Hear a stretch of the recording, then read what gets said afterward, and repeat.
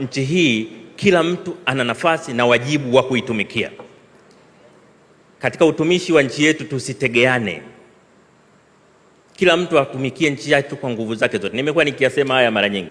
Kwa hiyo nitumie jukwaa hili kuwaombeni sana waumini na Watanzania wote kutambua kwamba tuna wajibu wa kipekee. Tunamheshimu sana Kardinali Pengo kwa kazi kubwa aliyofanya, na hasa kwenye kuanzisha majukwaa ya imani mbalimbali katika nchi yetu. Leo tuna vyama vya imani, leo tuna vyama ambavyo vinahusisha dini mbalimbali, Wakristo, Waislamu, Buddha, kuongelea amani tu katika mikoa yote, katika wilaya zote nchini. Lakini walioshiriki kuasisi jambo hili ni pamoja na Kardinali Pengo, na alisema bila aibu kwamba Wakatoliki hawawezi peke yao kufanya nchi ikawa salama.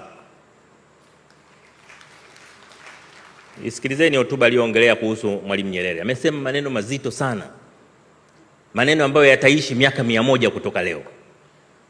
Kwa hiyo tunapomwenzi Kardinali Pengo, tunapoenzi utumishi wake, kila mtu moyoni mwake ajisikie ana wajibu na nchi yetu. Kila mtu moyoni mwake ajisikie kwamba kutumikia nchi yetu kwa uaminifu na uadilifu ni wajibu wa msingi kwa nchi yetu.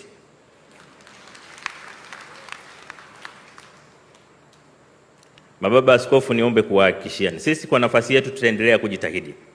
Kazi ya kutumikia nchi sio rahisi sana, ni ngumu, ina vishawishi, ina vitisho, lakini ndio maana maaskofu, mapadri, mashehe wapo, ili watumishi wengine katika maeneo mengine mizigo inapoelemea, maaskofu, mashehe, mapadri wote waweke mikononi mwa Mungu. Kwa hiyo tunaomba msituache katika maombi yenu, msituache katika maombi yenu. Tutaanguka mara nyingi, tuombeeni tuamke.